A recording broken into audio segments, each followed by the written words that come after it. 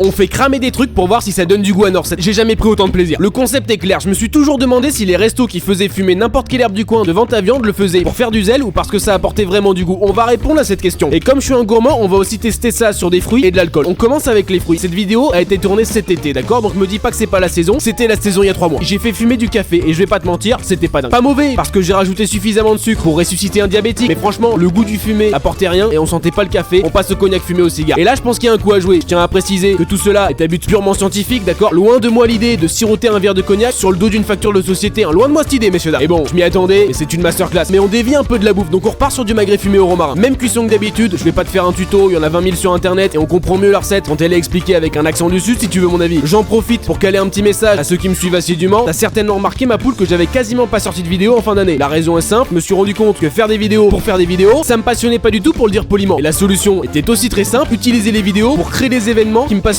et qui rassemblent les gens. T'en sauras plus la semaine prochaine. En attendant, ce petit magret, il était très bon et c'est juste normal, c'est moi qui l'ai fait.